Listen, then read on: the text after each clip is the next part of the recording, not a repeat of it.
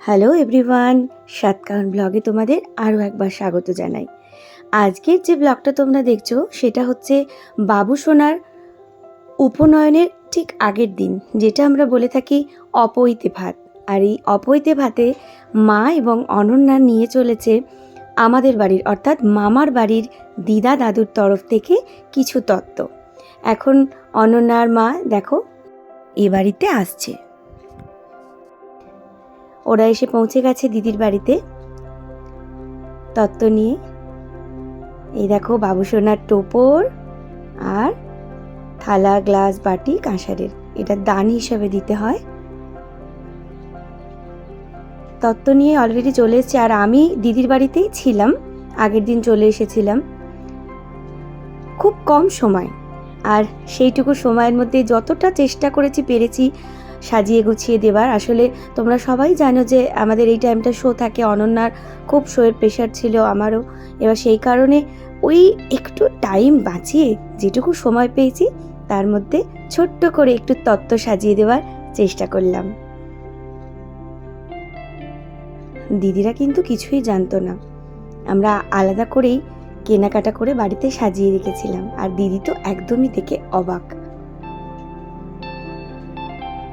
এই দেখো আমাদের বাবু সোনা।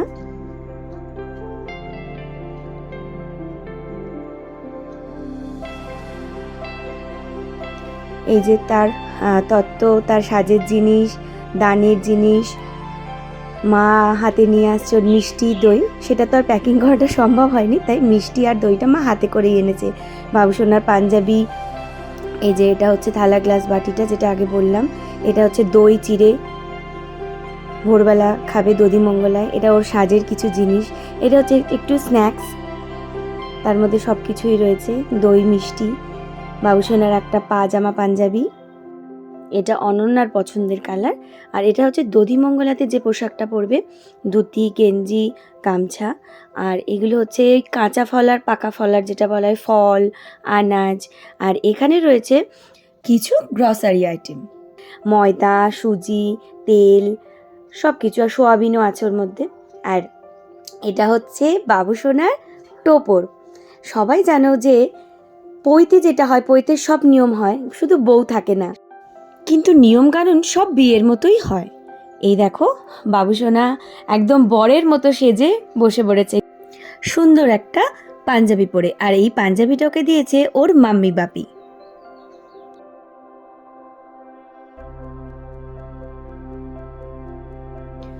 বাবু সোনা এবার ভগবানের কাছে পুজো দিয়ে তাদের আশীর্বাদ নিয়ে খেতে বসবে।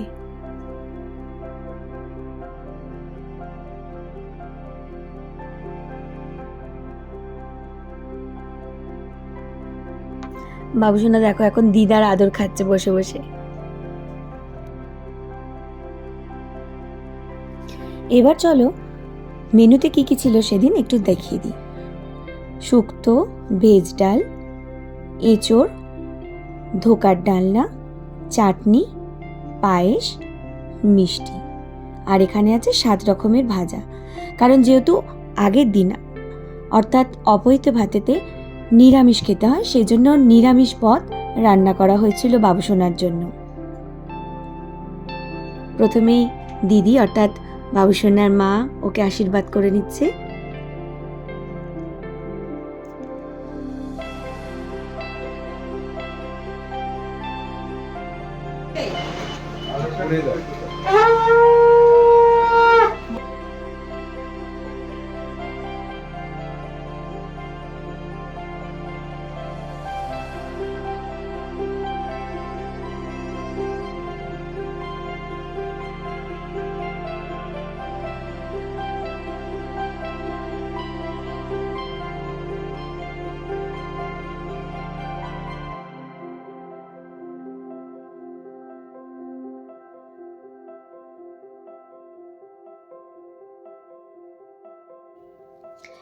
এবার ওর বাপি ওকে আশীর্বাদ করছে।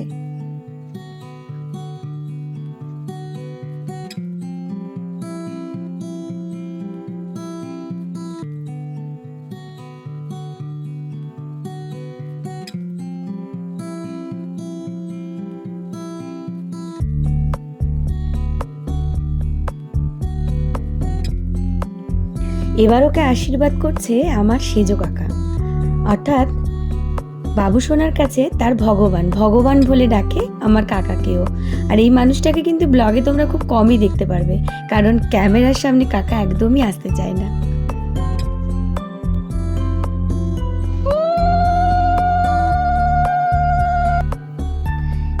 এবার আশীর্বাদ করছে আমার বাবা।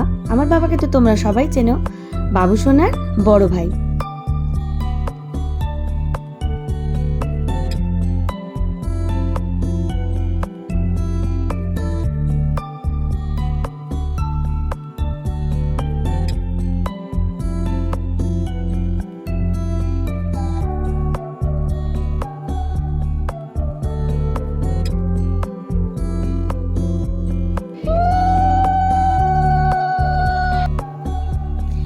এবার আশীর্বাদ করছে বাবু সোনার মেম, মানে আমার মা বাবু সোনাকে ছোট্ট থেকে সাহেব বলে, তাই বাবু সোনা আমার মাকে মেম বলে ডাকে। মেমের কাছ থেকে আশীর্বাদ নিয়ে নিচ্ছে।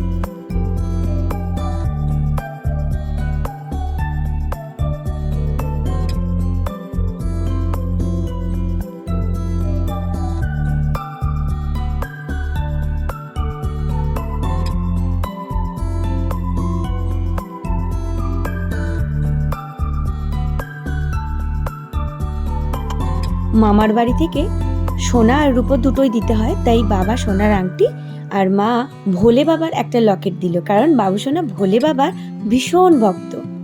এবার ওকে আশীর্বাদ করছে ওর বউ, অর্থাৎ আমার কাকিমা। বাবু সোনা আমার কাকিমাকে বউ বলে ডাকে।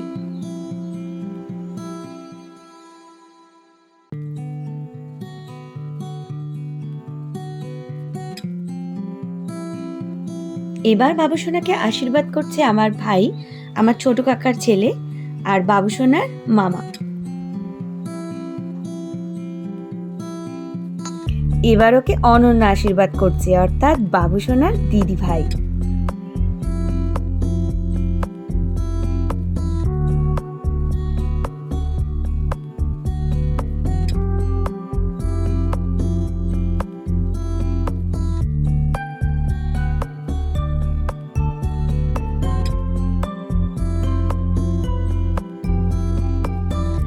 এবার বাবু সোনাকে আশীর্বাদ করে নিচ্ছি আমি। আমার খুব কাছের, আমার খুব প্রিয়, আমার খুব ভালোবাসার মানুষ যদি বলতে পারি, বাবু সোনা। বাবু সোনাকে আমি ভীষণ ভালোবাসি, আর বাবু সোনাও আমাকে খুব ভালোবাসে। এর আগের ব্লগেও তোমরা দেখেছো, তোমাদেরকে বলেছি যে বাবু সোনা আমাকে ভীষণ ভালোবাসে।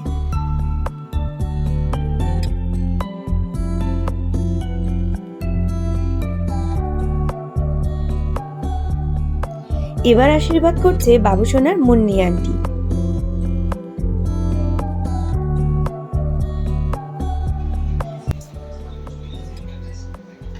What is this? বলতো কি এটা? গাজরের হালুয়া। দেখ বাবা, ফুড কালার না রে, গাজরের কালার এরকম হয়ে গেল। এই ঘি দিয়ে ভাজলাম, আমার জীবনে এটা প্রথম বানিয়েছি আমি। এটা রেখে দে, মানে আমি কি করে বানাই তাও জানি না, আমি একবার যা শুনেছিলাম যে এরকম ভেজে দুধ দিতে হয়। দেখ খালি কালারটা কি ভালো লাগছে। আমি এই প্রথমবার বানিয়েছি, আর বাবু সোনা খেয়ে বলেছে হেভি হয়েছে। এখন আমরা সন্ধেবেলা আইহাড়ির চাল তেল হলুদ দিয়ে মেখে আইহাড়ি পূর্ণ করছি। আমি আগেও বললাম যে সব কিছুই সেই বিয়ের মতোই, কিন্তু বউ নেই। আমি, মা, রুবিকে তো তোমরা সবাই চেনো, আমার ছোট কাকার মেয়ে। ওই যে কাকিমাও এসে গেছে, দিদি এসে গেছে, 5 জনে আমরা আইহাড়ি পূর্ণ করছি।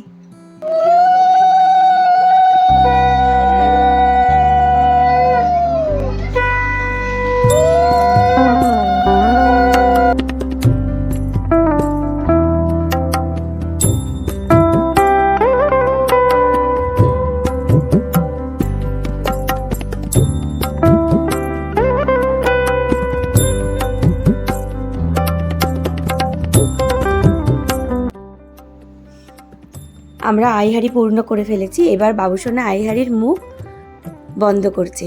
বিয়ে হলে এটা বলা হয় যে বউয়ের নাম ধরে বউয়ের দোষ ঢাকছি, কিন্তু এখানে তো বউ নেই, তাই বাবুসোনা শুধুই আইহাড়ির মুখ বন্ধ করলো।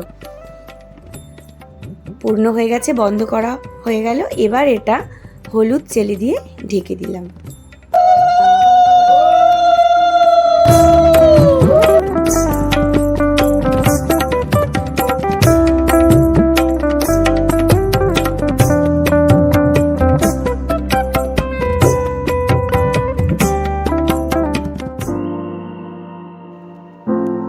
এবার আমরা চলেছি গঙ্গায় জলকুমারীকে পান সুপারি মিষ্টি দিয়ে নেমন্তন্ন করতে। ভীষণ আনন্দ হয়েছে, মনে হচ্ছে আমাদের বাবুসোনার বিয়ে হচ্ছে। সত্যি বলছি ভীষণ ভালো লাগছে। বাড়িতে বড় করে অনুষ্ঠান হলে হয়তো খুব ভালো লাগতো, কিন্তু তাও ছোটখাটোর মধ্যে আমরা সবাই খুব আনন্দ করছি। আমরাও এসে গেছি আনন্দ করতে।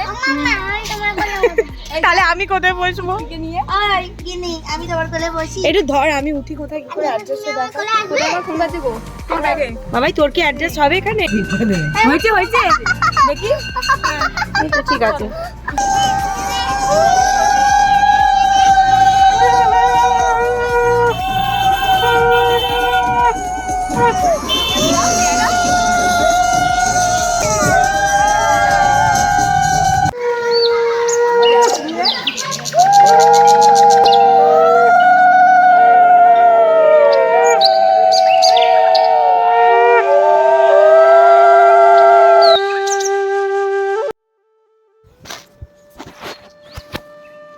আমরা এসে গেছি চন্দননগরের রামেশ্বর মারবাড়ি ঘাটে।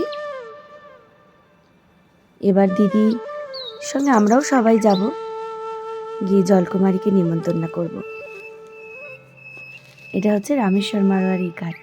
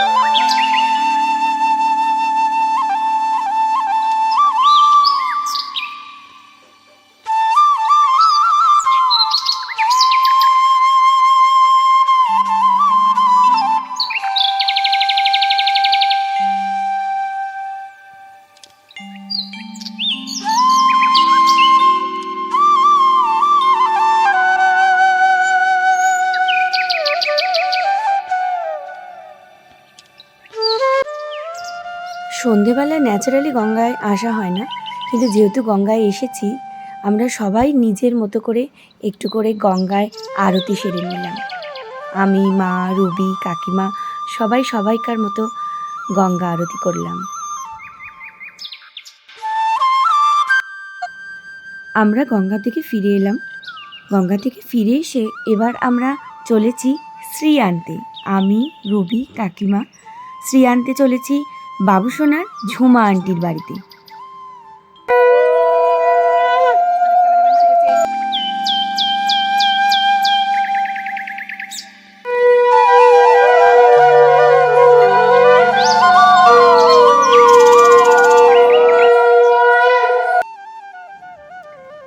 এর পরের ভিডিওতে তোমরা দেখতে পারবে বাবুসোনার উপনয়নের ব্লগ।